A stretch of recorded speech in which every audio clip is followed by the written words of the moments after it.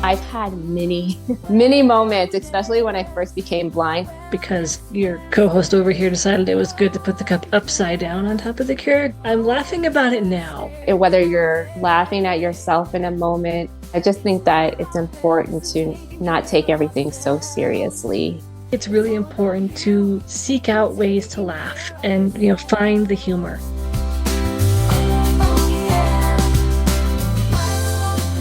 Welcome back to Wellness Wednesday. My name is Beth Gustin, a licensed professional counselor here in Colorado, with my amazing co-host Robin Ennis, a licensed clinical social worker, also here in Colorado. Happy New Year. Happy post-holidays. Check in for a second. How are you doing? Because the holidays can be a lot. The new year can be a lot. And here we are. And we thought we would talk about the fact that given that Robin and I are both blind, and we're both human, just like the rest of you, we thought we would take a bit of a break from some of the seriousness and talk about the importance of humor as we experience it living life as a person who is blind.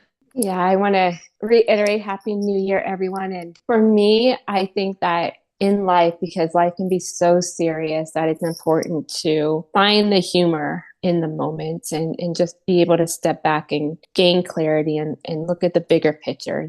Although some things may seem like it's a big deal in the moment, once you're able to take yourself out of the equation for a bit, you can think back and like, oh yeah, that's kind of funny. And you're able to laugh about it. And yeah, Beth and I have a few moments where probably in the moment it wasn't that funny, but after, when you think about it, it's like, yeah, no, that is pretty humorous. So we challenge you to think about some moments that you have in your own life, whether you're blind or sighted, that you can have a little chuckle based off of it. So we thought we'd be vulnerable and share some of our moments that we now find humorous, but in the moment they were not. And I think about, I like to cook, I like to bake, and I had made a recipe of some cookies that required egg in them, but I somehow forgot the egg. So I just threw it at the end, last ingredient, mixed them up, and the cookies had this beautiful egg wash. So they looked kind of gross. They tasted good, but I guess from a visual standpoint, they looked pretty nasty. In the moment, I was kind of frustrated because I wanted them to look good as well as taste good. But looking back, I missed it. A sighted person could have done that.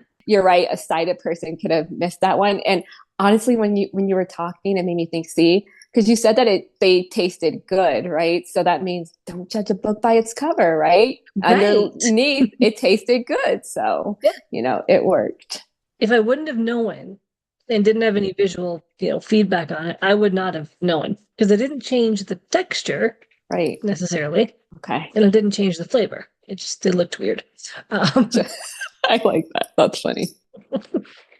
So on a more recent note, I like a cup of coffee in the morning, and I am not always fully awake when I make said cup of coffee in the morning, and I have a Keurig. So I get up, get out my creamer, get my little K-cup pod thing, stick in the Keurig, press start, and hear a sound that no coffee person needs to hear, which is the fact that coffee's not dripping into the cup, it's dripping on top of the bottom of the cup, because your co-host over here decided it was good to put the cup upside down on top of the Keurig, not right side up. So I'm laughing about it now, but in the moment it led to a lot of kind of existential questions about how a person with no sight can clean up a mess of that monumental proportion, because there was coffee everywhere. It splatters, So it was on the floor. It was between the back of the Keurig and the wall. It was everywhere. And it wasn't pretty, but looking back now, I can laugh about it because it is kind of funny. That one I'm not sure a sighted person would be as likely to do, but not impossible. I think that maybe less likely a sighted person would do that, however, not impossible, right? Like if somebody's still half asleep and doesn't think about it and just puts, their cup under it. I have had some heart-stopping moments where I didn't put my cup under there at all. And then I'm like, Oh, shoot. Or I put it next to it, not right under it. Yes. Exactly. So yeah, the Keurig can be a lifesaver in terms of time, but it can be very interesting if you're not fully awake or if you're not fully paying attention to the task at hand.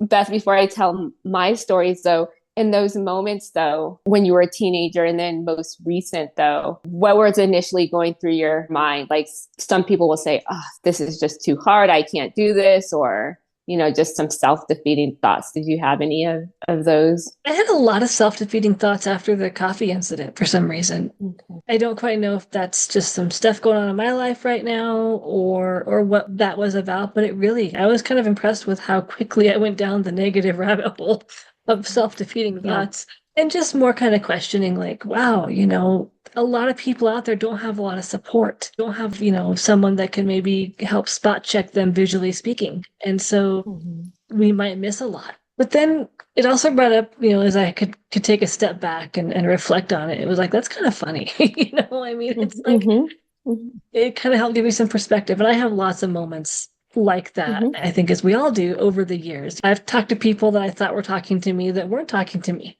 And that's embarrassing. And, looking back, I can laugh about it now. But in the moment, I'm just like, oh, wow, how could you misread that social situation? Right. Well, how would you know if they're talking to you or not?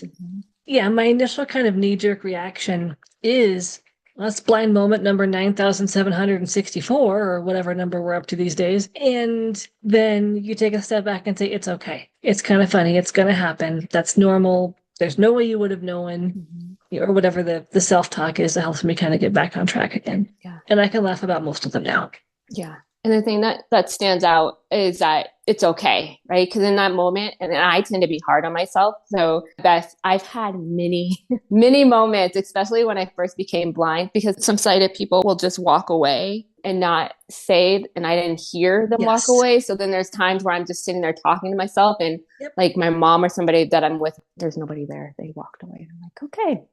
Just kidding. But now I'm able to kind of chuckle at those instances. But when I first became blind, I would get so embarrassed. And I'm like, I'm really overwhelmed. And so I think that, again, the fact that you said it, you tell yourself it'll be okay, is that it's just a bigger illustration of how it's one moment, in a lot of other moments. I mean, sure, it can be embarrassing or overwhelming in that particular instance, but once that time has passed, you can look at it in a different perspective. And so, I've had many moments where I've talked to myself, or Beth, like you said, talking to somebody and they're not talking to me. And I'm like, so then I learned not to say anything right away. To make sure I do that too. The person, yep. Yeah. So there's sometimes that awkward pause where it's like, okay, are you talking to me? And they're like, yeah, I am. And I'm like, okay, all right. I think there's a few moments that I can talk about.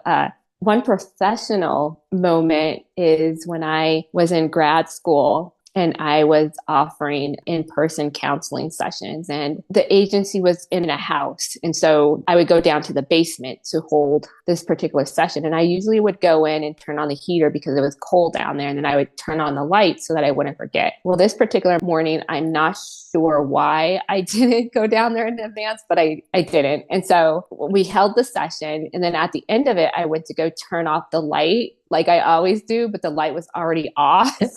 And so literally, and the client decided, she obviously was watching my facial expressions. And I think they were one of horror. And so she said, oh yeah, we had our whole session in the dark. I didn't really even realize it. And I'm like, I felt so embarrassed. I'm laughing because first of all, I talk to empty air a lot too. So I want to validate that.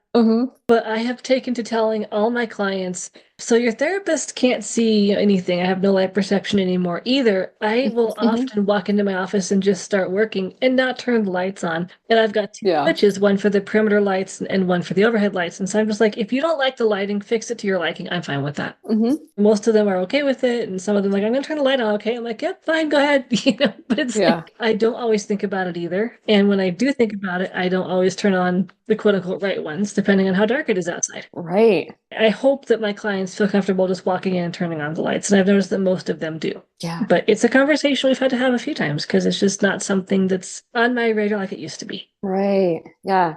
And it's easy to forget like that, right? And I would hope that my clients would tell me too, in terms of lighting. A lot of my clients all of my clients are virtual. And if you have told me where you need to move over a little bit more to the left to be in the camera, or, even though I try to position myself, I'm like, okay, I think I'm good. And, sometimes I'm a little off. Right. I do think that level of client rapport is important to kind of create to minimize a less awkward moment in a situation. I agree.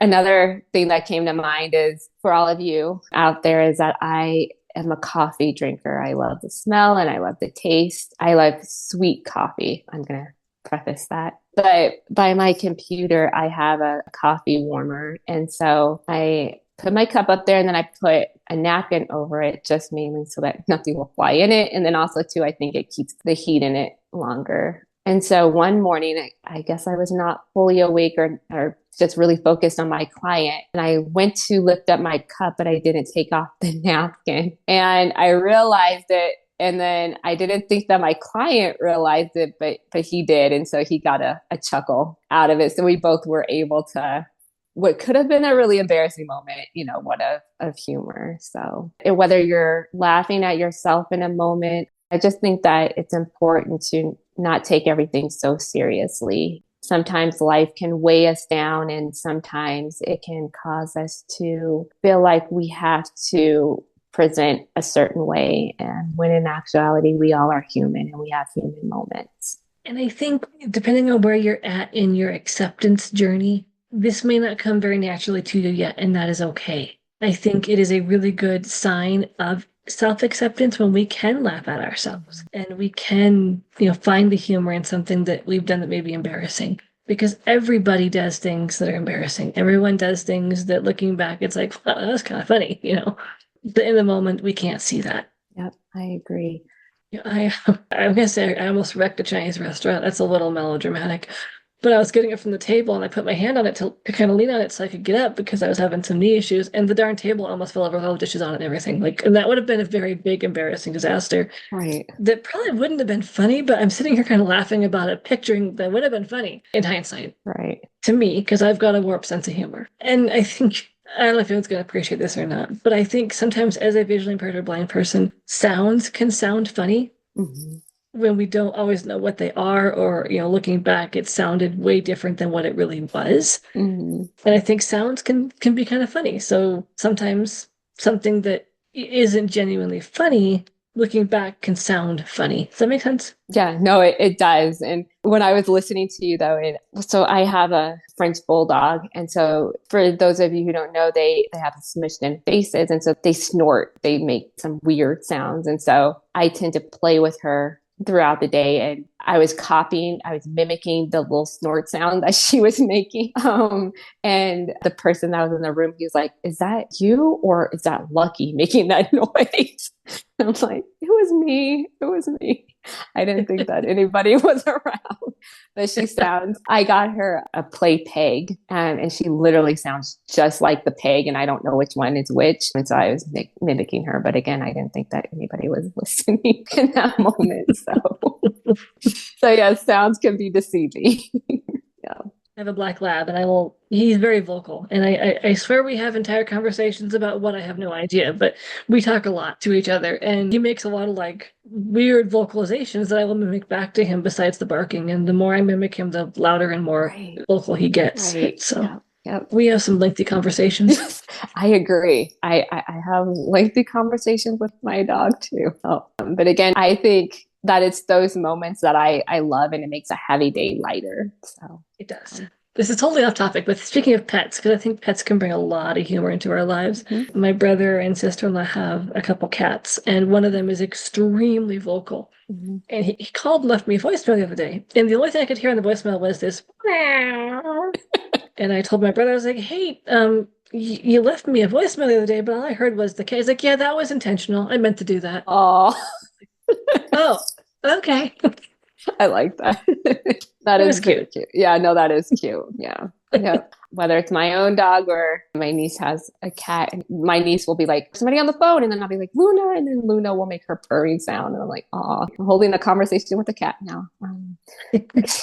But kind of getting back on topic, though, I think it's important, especially as we are starting off a new year, coming off of a hard year for a lot of people. For some, there's lots of uncertainty coming up this year. Mm-hmm. I think it's really important to seek out ways to laugh and, find the humor. Mm-hmm. Laughter is the best medicine. That is a very true statement. It does a lot of things to help lower blood pressure and lower cortisol and, your stress hormone. And if we are laughing with other people and it's healthy and not hurtful, it actually increases oxytocin, which is kind of your feel-good, bonding hormone. It increases endorphins, which are feel-good hormones. There's a lot of benefits to laughter. And it gives us a really good, healthy, positive distraction from what can be a really hard time in life. Yes, I agree. I was going to mention this earlier. It goes along with what you said. It's a difference versus laughing with somebody and not laughing at somebody. Right. I want to reiterate that too. I just want to end on the note is, I tend to seek out, nowadays TikTok is a way to go, or YouTube videos, or most recently, and I'm not getting paid to make this plug, but on Netflix, I also too, actually, before I mention, I'm going to give a disclaimer that there's a lot of profanity in it, but Jamie Foxx's new special where he talks about the stroke that he went through, but he puts it in a humorous way. And it kind of is an example of how to turn adversity into something that can, when you look back on it, can be humorous. And I know some of my clients have watched it and found it enlightening and relatable, as well as, again, having comedic moments in it. So I don't know the name of it, but the Jamie Foxx special, it's on Netflix, if any of you want to check it out. I'm a big fan of stand-up comedy. I think it's really good and easy to lose yourself in that in a good way. There is a visually impaired comedian, and I should have looked up his name, but I don't know we were going to talk about this. He's out of the UK. His first name is Chris. I can't think his last name, but he has I think, a very humorous skit on parenting a toddler with vision loss. Oh, okay. It's a little bit vulgar. There's some bathroom humor involved, but I think it's funny. And so I think being aware of what makes you laugh and your humor style and seeking out things that fit that. Yeah. And if I can get that name of the comedian, we can put it in the show notes, I guess, or something, but it's on YouTube. Yeah, I like that. I was thinking that I'm going to have to Google him. I'm interested in hearing him now. Let me see. Chris McCausland. Oh, okay. McCausland. Okay. I think that's his name. Pretty sure that's the same guy. A good recommendation that Beth has given you for you all to check out. And if you have any recommendations that you all want to give us, as always, feel free to email or call or reach out through Facebook or X. We love to hear from you. So until next time, take care. Yes, until next time, stay grounded and take care. Oh yeah, Wellness Wednesday with Beth and Robin. Wanna settle it down? Oh yeah, get your feet planted on the ground. For more podcasts with the blindness perspective, check us out on the web at www.blindabilities.com. And be sure to subscribe to the podcast wherever you listen to podcasts. And if you want to leave us some feedback, give us a call at 612-367-6093. We'd love to hear from you. Thanks for listening, and until next time, bye-bye. Wellness and taking care of ourselves. It's all about you and taking care of yourself. Oh yeah.